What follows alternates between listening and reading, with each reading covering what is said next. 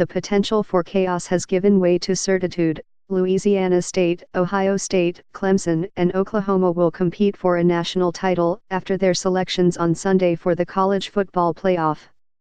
The season's semi-finalists, announced after the conference championship games and deliberations by a 13-member committee, made official that the playoff would include a trio of undefeated teams for a second straight year.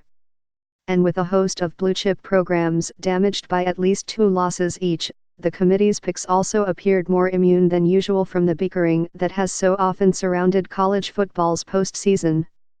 Top-seeded Louisiana State will meet number 4 Oklahoma in the Peach Bowl in Atlanta on December 28. Number 2 Ohio State and third-ranked Clemson will play in the Fiesta Bowl, near Phoenix, on the same day. The winners of the semifinal matchups will advance to the national championship game, scheduled for January 13 in New Orleans. All of the playoff teams have offenses that rank among the nation's top 5, with L.S.U and Oklahoma both averaging about 554 yards per game. On defense, Clemson has allowed just 10.6 points per game, the best such showing in the nation, while Ohio State has permitted 12.5, tied for the second-best mark. The Pac-12 Conference was the lone Power 5 league excluded from the playoff, after its team with the greatest potential for a berth, Utah, lost on Friday night.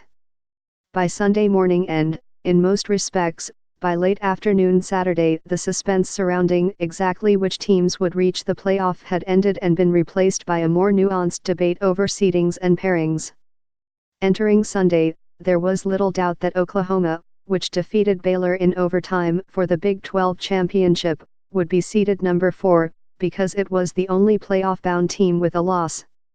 And although Clemson, the defending national champion, had amassed a record of 13-0, including a 62-17 shellacking of Virginia for the Atlantic Coast Conference crown, it seemed entrenched as a middle seed, a consequence of a schedule often mocked and critiqued for its relative ease. That left L.S.U and Ohio State, with resumes widely seen as superior, as the only teams to consider for the top seed and the right to bypass Clemson in a semifinal. L.S.U, led by the Heisman Trophy contending quarterback Joe Burrow, crushed then No. 4 Georgia, 37-10, in the Southeastern Conference Championship on Saturday. That win, which followed victories over Alabama, Auburn and Florida during the regular season, deepened the sense in Baton Rouge that L.S.U had the most impressive series of wins because of its place in a league that likes to proclaim its weekly perils. The Tigers also had a non-conference victory over Texas, a team that seemed far more formidable when it hosted L.S.U in September.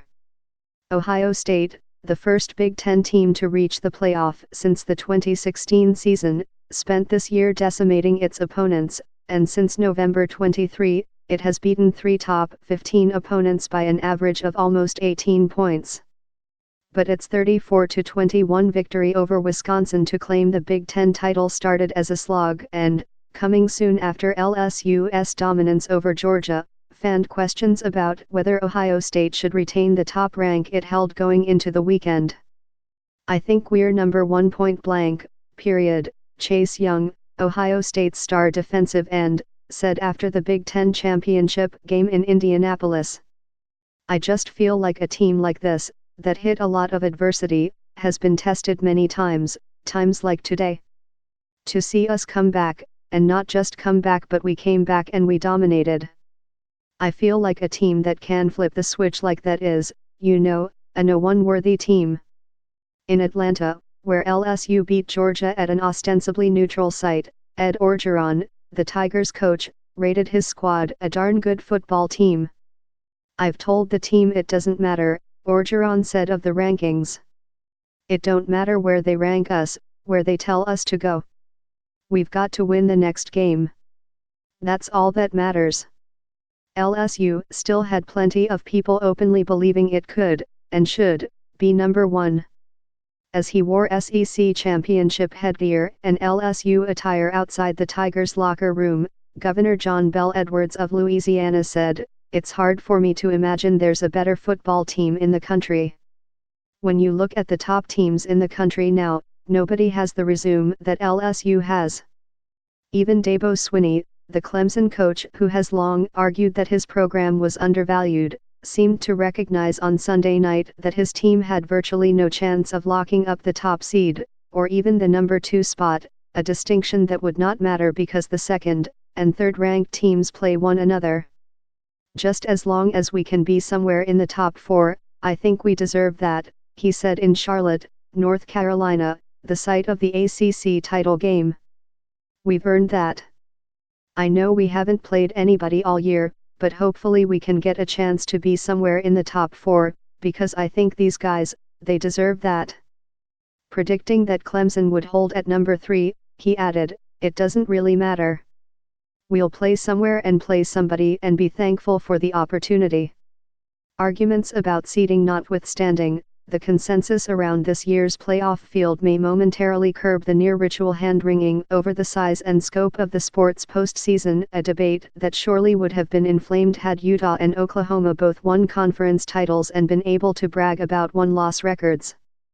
But even before Utah faltered on Friday night, college athletics executives were showing only so much interest in swiftly altering the playoff format, which is governed by a contract that expires in 2026. Greg Sankey, the SEC commissioner, asserted Friday that the 4-team playoff has worked, is working and can continue to work. Larry Scott, the Pac-12 commissioner, said before Utah's loss that the playoff's designers, including his conference, had known that a 4-team format guaranteed that at least one Power 5 conference would be left out every year. Jeff Arnold and Billy Witz contributed reporting.